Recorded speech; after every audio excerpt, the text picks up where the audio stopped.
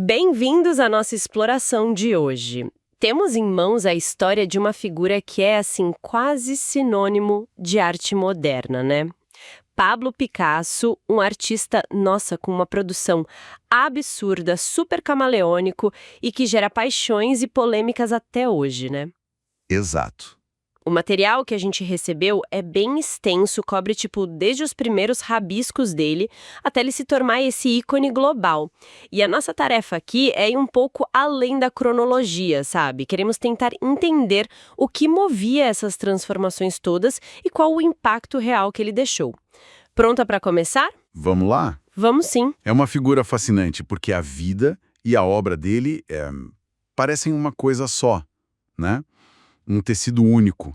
Vamos seguir essa trajetória olhando não só as inovações, mas também as tensões, as influências e as complexidades que as fontes mostram pra gente, tanto na arte quanto na vida pessoal, política. Isso. A história começa lá em Málaga, sul da Espanha, 1881. E logo de cara, um nome que é quase uma piada de tão longo. Pablo Diego José Francisco de Paula Juan Nepomuceno Maria de los Remédios Cipriano de la Santíssima Trinidad Ruiz e Picasso. Ufa! Nem me fala. Impressionante! E o Picasso veio da mãe, Maria Picasso e Lopes, que tinha origem italiana. É curioso, né, como ele escolheu justamente esse sobrenome para assinar, e não o do pai, o Ruiz. Pois é. Essa escolha já diz alguma coisa, né? Sobre buscar uma identidade própria, talvez. O pai, José Ruiz e Blasco, era pintor e professor de arte, mais focado em temas naturalistas, assim. Ele foi o primeiro mestre do Picasso desde os 7 anos. E tem aquela história, né? Que talvez seja meio lenda, mas é boa. Ah, conta aí. Dizem que o pai teria parado de pintar quando viu a habilidade do filho com os 13 anos. Parece que o Picasso terminou um desenho de um pombo com uma precisão que superou o pai. Nossa. Verdade ou não, mostra que o talento dele era coisa séria desde muito cedo. E ele chegou a ter um pé na academia, né? Passou pela Escola de Belas Artes de Barcelona bem jovem, mas parece que não.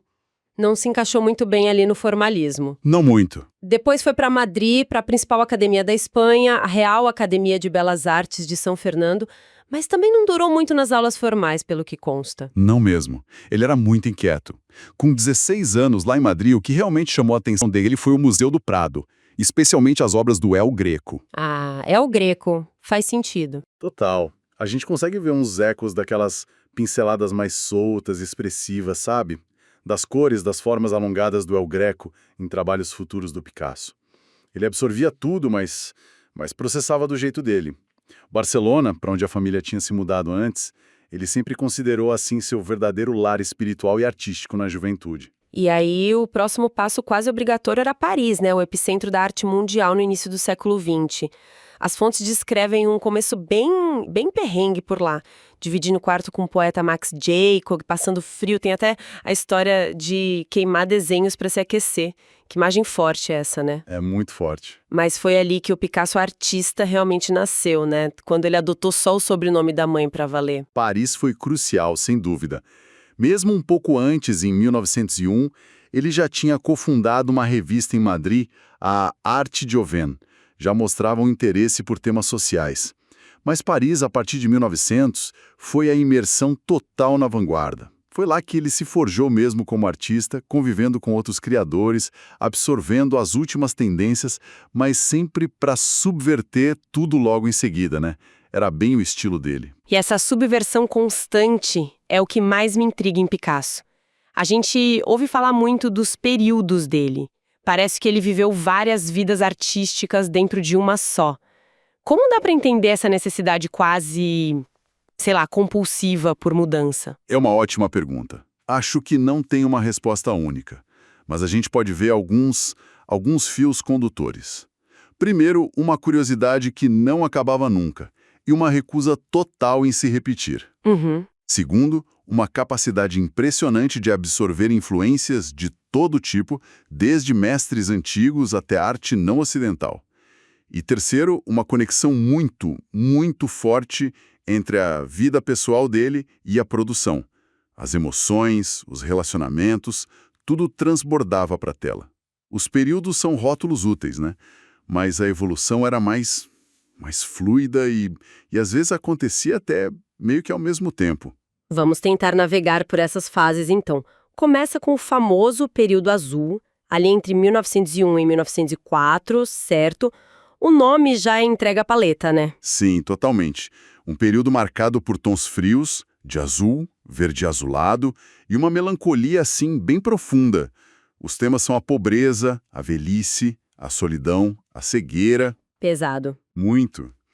As fontes indicam que uma viagem pela Espanha e, principalmente, o suicídio do amigo Carlos Casagemas, em 1901, isso teve impacto devastador, sabe?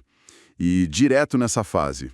Obras como O Velho Guitarrista ou La Vie, nossa, carregam esse peso existencial todo. Mas aí parece que ele vira uma chave, né? A luz muda completamente. Chega o período rosa, de 1904 a 1906. O que aconteceu? Ele se apaixonou, foi isso? Basicamente, sim. Coincide com a chegada da Fernande Olivier na vida dele, a primeira companheira importante lá em Paris. A paleta esquenta na hora. Rosas, laranjas, tons terrosos. Ah, que mudança. Total. E os temas mudam para o universo do circo. Saltimbancos, arlequins. Aliás, o arlequim vira quase um alter ego para o Picasso. Aparece bastante. Há uma leveza maior, embora ainda com uma certa melancolia por baixo, sabe? E é também quando ele começa a ganhar mais reconhecimento, conhecendo os colecionadores Gertrude e Leo Stein. Os Stein. Figuras-chave na época, né? O Salão da Gertrude era tipo o ponte em Paris. Foi lá que ele conheceu Matisse. Imagino a tensão e a admiração mútua entre esses dois gigantes ali. Exatamente. Uma rivalidade super produtiva que estimulou os dois. Os Steins foram fundamentais para apresentar o Picasso para o mercado e para outros influenciadores, tipo o Martin-Denis Henri Kahnweiler, que depois foi essencial para divulgar o cubismo. E falando em cubismo, antes dele explodir, teve uma obra que foi um verdadeiro soco no estômago da tradição. Les Demoiselles d'Avignon. Aqui a coisa ficou radical mesmo. Sem dúvida alguma. 1907 é um ano-chave. Les Demoiselles d'Avignon é uma ruptura total. As fontes mostram uma influência muito forte da escultura ibérica antiga e principalmente da arte africana, que ele viu lá no Museu do Trocadeiro, em Paris. Entendi. As formas ficam super geometrizadas, os rostos parecem máscaras, a perspectiva tradicional, vai para o espaço. A obra chocou todo mundo na época, até amigos e apoiadores dele. Foi tão radical que ele só mostrou publicamente anos depois. Marca o início do que chamam de período de influência africana ou protocubismo. E essa explosão toda abriu as portas para o cubismo, que ele desenvolveu ali colado no Georges Braque. Como a gente pode diferenciar as fases do cubismo sem dar um nó na cabeça? Boa pergunta.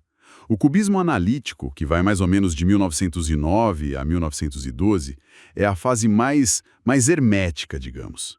Pensa em desmontar um objeto, sei lá, uma garrafa, um violão e mostrar todas as suas facetas ao mesmo tempo, numa paleta quase monocromática de marrons, cinzas. Quase científico, né? É quase isso. Uma investigação da forma. E as obras do Picasso e do Braque são tão parecidas nessa época que às vezes é até difícil dizer quem fez o quê. Ok, desmontar e analisar. E o cubismo sintético, que vem depois de 1912 a 1919. O que ele sintetiza exatamente? Ele sintetiza a imagem usando formas mais planas, cores mais vivas e a grande novidade, materiais do mundo real. Pedaços de jornal, papéis de parede, tecidos. Ah, colagem. Exato. É a invenção da colagem, o papier-collé. Aquela famosa natureza morta com cadeira de palhinha, com aquele pedaço de oleado estampado imitando palhinha, é o marco zero. É como se, depois de desmontar tudo, eles começassem a reconstruir a realidade com elementos novos, de um jeito mais direto, mais conceitual. Entendi. Analítico desconstrói, sintético reconstrói com novos ingredientes. Nesse meio tempo, a vida pessoal dele continuava uma montanha-russa. E veio a Primeira Guerra Mundial. Sim, a guerra acabou dispersando o grupo cubista original. O Braque e outros foram pro fronte. Picasso, como era espanhol, ficou em Paris. Foi um período de luto pessoal para ele também, com a morte da companheira Eva Niguel. Artisticamente, ele deu uma flertada com um cubismo mais decorativo e, surpreendentemente, começou a colaborar com os balés russos do Diaghilev. Balés russes. Nossa. Pois é, desenhou cenários e figurinos super inovadores para o balé Parade, misturando elementos cubistas com um toque bem teatral. Foi nesse ambiente que ele conheceu a bailarina Olga Rokoklova, que se tornou a primeira esposa dele. E como sempre com Picasso, nova esposa, novo rumo artístico na sequência. Em parte, sim. Os anos 1920 trouxeram uma fase de neoclassicismo. Figuras mais sólidas, sabe? Monumentais, um desenho mais tradicional. Influenciado por mestres como Ingres. Isso estava alinhado a um movimento mais amplo na Europa do pós-guerra, um certo desejo de retorno à ordem, depois do caos do conflito e das vanguardas mais radicais. Faz sentido. Mas Picasso não seria Picasso se fizesse só uma coisa, né? Ao mesmo tempo, ele se aproximou do surrealismo. Mesmo sem ser um surrealista oficial, digamos assim. Exatamente. O André Breton, que era o papa do surrealismo, considerava ele um precursor. Picasso nunca aderiu 100% ao automatismo psíquico, aquela ideia de criar direto do inconsciente, sem controle da razão, que era central para os surrealistas. Mas o movimento o encorajou a explorar mais o erotismo, a violência, o mundo dos sonhos. Isso fica muito claro nas obras inspiradas na Marie-Thérèse Walter, sua jovem amante secreta a partir de 1927. Ah, Marie-Thérèse. Ela é a musa de ouro de muitas pinturas supersensuais e ao mesmo tempo perturbadoras dessa época. E toda essa carga emocional, e agora também política, parece que explode em Guernica. É impossível não se impactar com essa obra, né? Guernica, de 1937, é um grito, uma resposta direta, visceral mesmo, ao bombardeio da cidade basca durante a Guerra Civil Espanhola. É a prova do poder da arte como denúncia. Com certeza. E o mais interessante é que o Picasso se recusava a dar um significado fixo para os símbolos.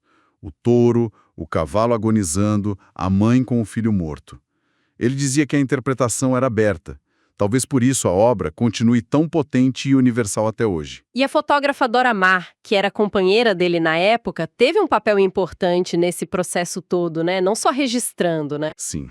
A Dora Maar era uma artista e intelectual super engajada, antifascista. Acredita-se que a influência dela reforçou o caráter político da obra. A paleta em preto, branco e cinza, que lembra a crueza da fotografia de guerra, pode ter sido uma sugestão ou influência dela. Que interessante! E ela documentou com fotos todo o processo de criação, o que é um registro histórico valiosíssimo. Há relatos de que ela até pintou alguns detalhes a pedido dele. Guernica virou um símbolo anti-guerra que viajou o mundo. O Picasso determinou que só voltaria para a Espanha com o fim da ditadura do Franco, o que só aconteceu em 1981, depois da morte dele. Foi seu ato político mais explícito até então, mas ele continuaria se posicionando. Ele se filiou ao Partido Comunista Francês depois da Segunda Guerra, né? O que gerou bastante controvérsia na época, não foi? Sim, ele se filiou em 1944, logo depois da liberação de Paris. Aliás, ele ficou em Paris durante a ocupação nazista.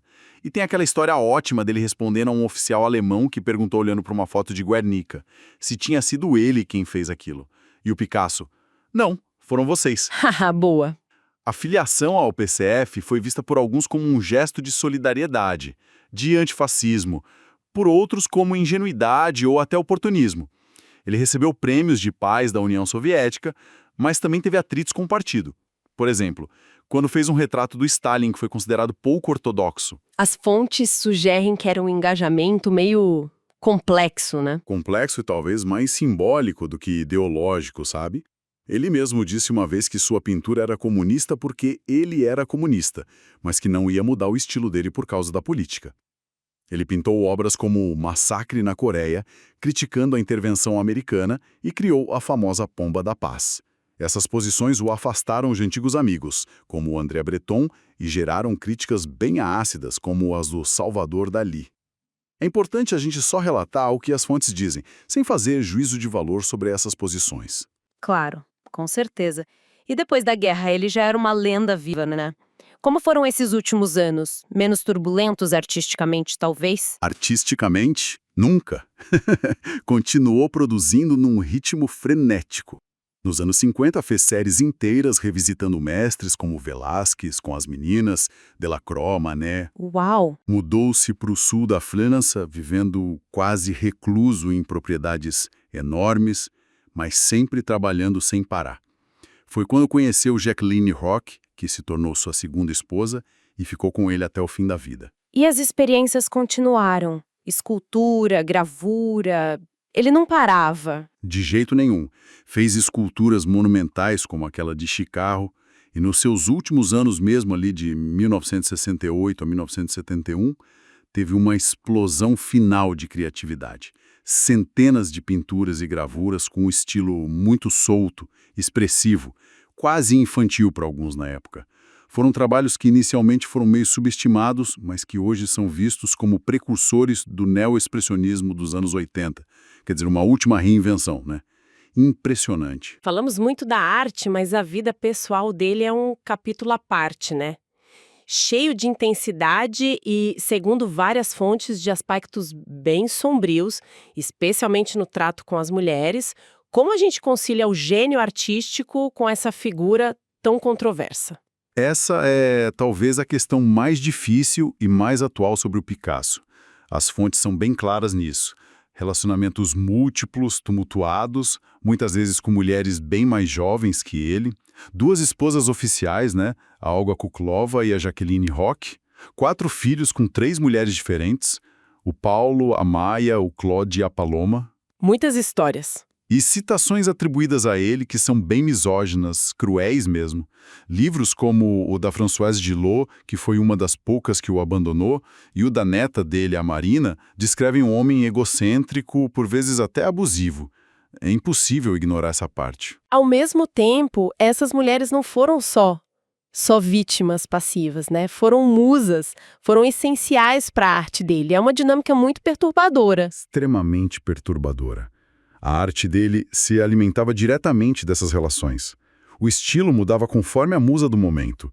O classicismo com a Olga, a sensualidade com a Marie-Thérèse, a angústia com a Dora Maar. Mas tem um rastro de sofrimento que é inegável. Suicídios como o da Marie-Thérèse e da Jacqueline, colapsos nervosos como o da Olga e da Dora, a morte do filho Paulo por alcoolismo, o suicídio do neto Pablito. A genialidade conviveu ali com uma escuridão pessoal muito profunda, e as fontes que a gente tem não escondem essa dualidade. Olhando para tudo isso, qual é o legado que fica? Além, claro, das cifras astronômicas que as obras dele atingem em leilões. O legado artístico é inegável. Ele redefiniu a arte do século XX mais de uma vez. Foi um mestre da pintura, escultura, gravura, cerâmica, um multiartista. Foi celebrado em vida como talvez nenhum outro artista antes dele, com direito à exposição no Louvre aos 90 anos. Sua produção foi tão gigantesca que o acervo deixado depois da morte dele sem testamento, o que deu uma briga danada, deu origem a museus e ainda hoje é super complexo de gerenciar. A administração Picasso, formada pelos herdeiros, cuida disso. E a influência dele continua viva, imagino. Sem dúvida. Museus dedicados a ele em várias cidades, Paris, Barcelona, Málaga. Suas obras continuam a dialogar com artistas contemporâneos. Aquele episódio em Basel, na Suíça, lembra? Lembro da população votando. Isso. A população votou em referendo para a cidade comprar obras dele. E ele, comovido, doou outras. Isso mostra o poder de conexão que a arte dele estabeleceu. Mas o legado também inclui essa discussão, cada vez mais presente, sobre a separação ou não entre a obra e a vida do artista. Exato, uma jornada e tanto, né? De Málaga ao Panteão da Arte Mundial. Um homem que parece ter vivido e criado num estado de combustão permanente. Precisamente. E a provocação que fica é essa mesma. O Picasso se descrevia como um pintor autobiográfico. Dizia que pintava como quem escreve um diário. Se a arte é um diário, como a gente lê esse diário hoje, conhecendo as páginas mais sombrias da biografia? Podemos ou devemos separar o valor estético da obra das complexidades morais do homem? Essa tensão, talvez, seja parte indissociável do legado de Picasso. É algo para a gente continuar pensando, refletindo